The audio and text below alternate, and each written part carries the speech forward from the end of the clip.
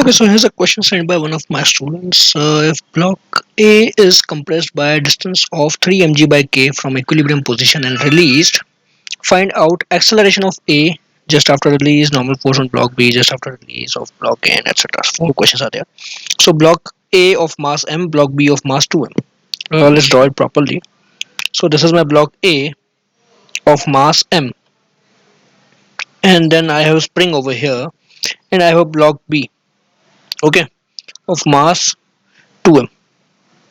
Right, it's placed on the ground like this. Okay, so uh, block A is compressed by a distance of 3 mg by k from equilibrium position. Okay, so right now the spring is compressed by 3 mg by k. Okay, so let's draw this a bit over here. So let's say that this is the natural length of the spring. This is the natural length, natural. Okay, so the initial compression over here, initial compression is 3 mg by k. Spring is compressed by 3 mg by k. So in this position, what would happen? The block A would have some forces acting over here. Okay, so what are the forces acting? The spring is applying a force 3 mg upwards.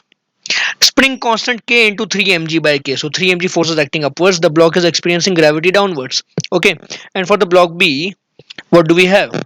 For the block B, the ground is applying a normal force. Okay, gravity is 2 mg, and also the spring force will be 3 mg downwards. Okay, so now we can solve question number part A and part B. Find out the acceleration of A just after released. So when the block is released, these are the forces acting on the block A. So the net force of the block is 3 mg minus mg, that is 2 mg upwards. Net force is 2 mg upwards. So acceleration of block A will be 2 mg by m, so that is 2g. So answer of first part is 2g. Normal force on block B just after block A is released. So on this block, since this is remaining in contact with the ground, it will be in equilibrium. So net force downwards is 2 mg, 3 mg. So n will be equal to 5 mg. That's it. Okay. Normal force will balance these two forces. So n equal to 5 mg. So we have got the answer to second part. Speed of block A when spring will be in natural length. Okay. Now we have to apply energy conservation for this third part. So in this initial position, let's solve this. Question number 3. So initial position, my potential energy is how much? For the spring, it is kx square by 2. So k by 2 into 3 mg by k whole square. So I get 9 m square g square by 2k. Okay. Initial kinetic energy is 0. When the spring reaches natural position, then the spring energy will become 0. But now we will have gravitational potential energy, which will be equal to mg into this height. The block is rising from this point to this point, so gravitational potential energy will increase by mg into 3 mg by k. So this is 3 m square g square by k. So now what I need to do, kinetic energy plus potential energy is constant. Okay, so initial kinetic energy is 0, initial potential energy is 9 m square g square by 2k. Final kinetic energy will be mv square by 2. When the block A reaches this position, it has speed v. Okay, so speed v mv square by 2 plus potential energy will be 3 m square g square by k. So let's cancel out m will get cancelled out, so better remove it. Okay, so this is gone. Then by 2 can be removed, so here I will get 6.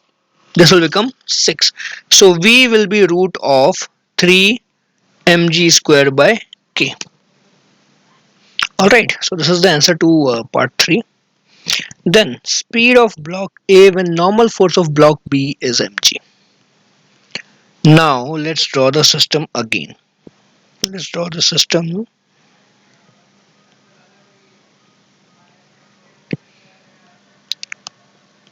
So this is my natural position of spring.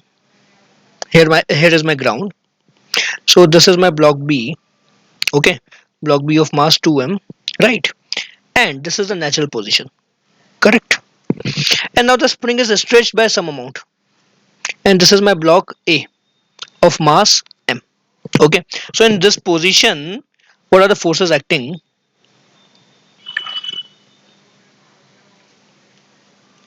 So if we say that the elongation in the spring is x, then the spring is pulling the block B upwards by force kx, normal force 2 mg, and on the block A, spring will be pulling downwards, gravity is pulling downwards. Okay, now for this block, what does the question say? The question says that normal force on block B is mg.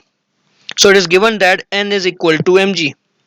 N is equal to mg, and assuming the block B is still not moving, so kx plus n equal to 2 mg. That means kx is equal to mg. Kx is equal to mg. Okay, so now again we solve this problem. Okay, so in the very beginning the block was over here at a distance of 3 mg by k. 3 mg by k, and now the block is at x equal to mg by k. So again the speed over here of the block is v1, so we need to find v1 again using energy conservation. So energy over here and energy over here we need to compare. So initially the spring is compressed, so we have the initial potential energy. Initial potential energy is 9 m square g square by 2k, that we already calculated. Final potential energy is how much? The spring is elongated by x, so finally we have kx square by 2 plus gravity. You're going from this point to this point, so height is increasing by this much amount, so your gravitational PE will be mg times 3 mg by k plus x. Correct. Total height is 3 mg by k plus x, and finally we have plus m v1 square by 2. Okay, so put x equal to mg by k, so we get 9 m square g square by 2k is equals to m square g square by 2k plus 3 m square g square by k plus x is what, mg by k, right? So m square g square by k plus m v1 square by 2. Very long equation. So when you simplify this, when you solve this, you will get v1 will be equal to 0, because this term and this whole term will get cancelled out. Okay.